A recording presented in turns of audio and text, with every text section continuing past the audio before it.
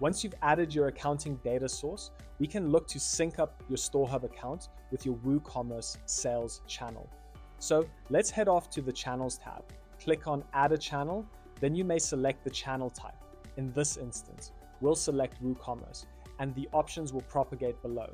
Let's give the sales channel a reference. So I'm going to call this test. Then you may select a warehouse. Note, I only have one warehouse, as Sage Business Cloud can only support a single warehouse function. If you're using accounting software like Sage 200, which has multiple warehouses, all the warehouses available will be selected from this list over here, with which to pull prices stock from to your online store. You may then select the retail prices that's going to push to your online store. We must select the website called Cash Sales Customer. This is the customer that all inbound orders from our WooCommerce store will be raised against. The service shipping item must also be selected over here. This item is the one that any cost of shipping generated on your online store will be allocated to the service item on your invoice, generated in your accounting software. If you'd like to customize the document reference numbers, for example, if you have multiple online stores, you can change it over here. For retail stores, typically you'd use tax-inclusive pricing. However, should you have changes, simply click on the false flag over here.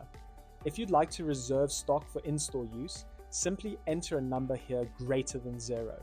If I have 10 items in stock, now only 7 items will be sent through to my online store because I've reserved 3.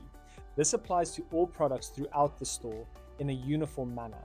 We can also select what type of document gets created in our accounting software based on the payment method type.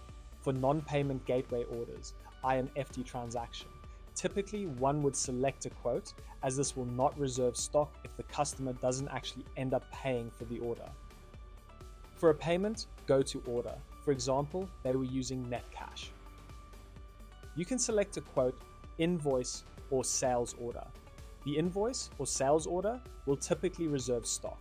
We recommend using a sales order, as if the customer changed their mind or wants to mend the order for any reason, you can still do so using a sales order.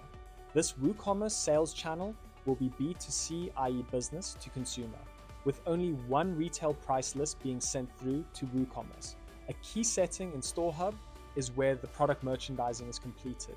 If you select Done on Channel, what this means is that all product merchandising will be done on your existing WooCommerce store, and that no product images, categories, gallery images, etc. needs to be imported to StoreHub. This is ideal if you're running an existing online store where everything is set up and running already. You'd want to click Done on StoreHub.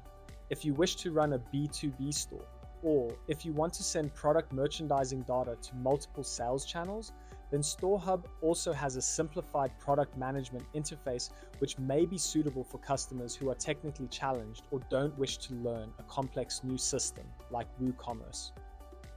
The API URL, API key, and API secret are all bits of information that you'll get from WooCommerce. You'll notice here that the URL never changes except for the key part, which is your actual domain name. In order to generate your API key and API secret, head off to WooCommerce, click on WooCommerce, click on Settings, click on Advanced, click on REST API. Let's add a new REST API key. Let's give it a description. I'm going to call this test, and then we need to set the permissions to read and write. Then we generate the API key, copy the consumer key, head back to StoreHub and paste. Copy the consumer secret and paste.